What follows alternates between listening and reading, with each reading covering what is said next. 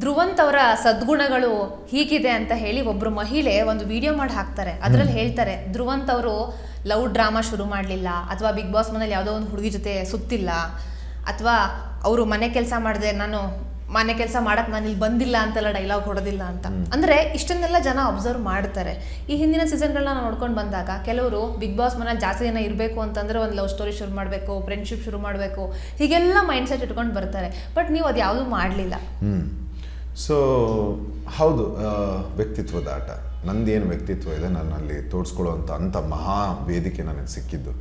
So ನಾನಾಗೇ ಇರುವಂಥ ಪ್ರಯತ್ನ ನಂದಾಗಿತ್ತು. ನಾನು ಎಲ್ಲೂ ಗೇಮ್ ಶೋಗೋಸ್ಕರ ಆಗಲಿ ಅಥವಾ ನಾಮಿನೇಷನಿಂದ ಹೊರಗಡೆ ಇರಬೇಕು ಅಥವಾ ಯಾವುದೂ ಇದು ಮಾಡಲಿಲ್ಲ. ನಾನು ಹೇಗಿದ್ದೀನಿ ಹಾಗೆ ಅರ್ಪಿಸ್ಕೊಂಡೆ. ಅದನ್ನು ನೋಡಿದ್ದಾರೆ, ಅದನ್ನು ಪಾಯಿಂಟ್ ಔಟ್ ಮಾಡಿದ್ದಾರೆ. ಆ್ಯಂಡ್ ಅವರಿಗೆ ನಾನು ತುಂಬ ಚಿರಋಣಿ ನನ್ನಲ್ಲಿ ಅದನ್ನೆಲ್ಲ ನೋಡಿದ್ದಕ್ಕೆ.